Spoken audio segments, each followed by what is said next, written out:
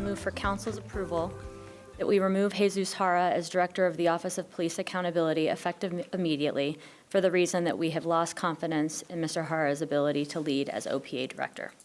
And with every council member except one agreeing with the mayor's motion right there, Jesus Jara is out of a job at the city of Boise. Thanks for joining us on the news at 4. I'm Morgan Romero. Mayor McLean and City Council went into executive session just moments after starting a special meeting this morning.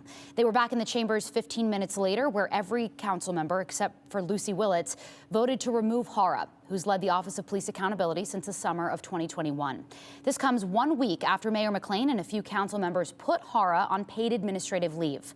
The mayor says one reason they lost confidence in him stems from learning in November that he was, quote, conducting unauthorized surveillance of community members. She went on to say, I believe he was effectively exploiting his access for audits to the system by randomly viewing over 8,000 videos almost exclusively without cause. And she's really referring to without complaints attached to those videos there. She claims this violates Boiseans' privacy and erodes trust. As we reported last night, 7 investigators obtained records showing Jara and his staff do audits, and they randomly review police officer body camera footage as part of their oversight of the police department. The ordinance that created the office in 2021 doesn't say anything about, well, not being able to do that. Jara's attorney confirmed to us they plan to file a lawsuit against the city now. In a news release that his attorney sent out just before noon today, he said Jara is dismayed by today's bold retaliation in violation of Idaho's whistleblower laws. He says he's always acted in accordance with the duties and authorities given to him under the city ordinance. Councilmember Willits told us after the vote she doesn't feel the office was set up for success, so she couldn't in good conscience fire its director. In my own research, I found that many of the police officers in our force expect that that camera footage is going to be viewed.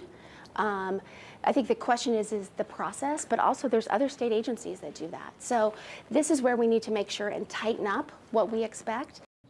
Willits believes a lot of work needs to be done to get the OPA, police chief, and city leadership all on the same page when it comes to number 1, oversight, and number 2, policing in Boise. In a pre-prepared news release we got at the council meeting this morning, Mayor McLean said oversight of police oversight has been difficult with all the models they've had over the past 20 years with the city of Boise.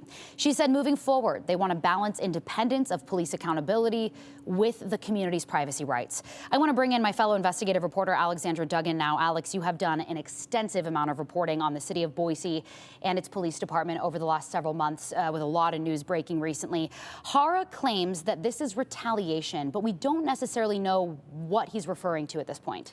Right, Morgan, we do know that Jesus actually filed a prior grievance with the city before this. We don't know its contents, but we have asked for it. And we also know that Jesus was one of the ones that took in the complaints filed against former police chief Ryan Lee at the beginning of the year. He took in 9 complaints filed by BPD staff, and he recommended that the mayor place Ryan Lee on leave, but that never happened until September when the mayor asked Ryan Lee to resign after our story was published. Yeah, this was because really all of this became public. We also know after our reports yesterday, we got some records from a November 22nd meeting that was between the Office of Police Accountability and its staff, as well as the mayor, her chief of staff, and 3 council members who are now designated with overseeing the OPA. What did these records show as we've been reporting on? Right, well, this meeting, the notes showed that the mayor was actually asking Jesus about whether or not he could watch police live body camera footage. He told the mayor he cannot do this. He said, the only thing I can do is watch dispatch calls live. That's the only thing I can do. He did say that they have audited recorded video of police body camera footage, but he can't do it live. And you know, it's important to note that the OPA ordinance actually says the office has full, unrestricted, and complete access to all information, files, evidence, or other material, except as otherwise provided by law, which the director shall deem necessary in the performance of the duties specified and responsibilities set forth. Okay. And now, you know, Jesus Jara's attorney said previously he remains steadfast in his belief that integrity, accountability, and diligence will ultimately prevail over deceit, incompetence, and short-sighted political convenience. And, you know, it'll be interesting to see what comes out of this and what comes out of their forthcoming lawsuit. Yeah, I'm sure we will learn a lot through that litigation. All right, Alex, we appreciate your reporting. And for those of you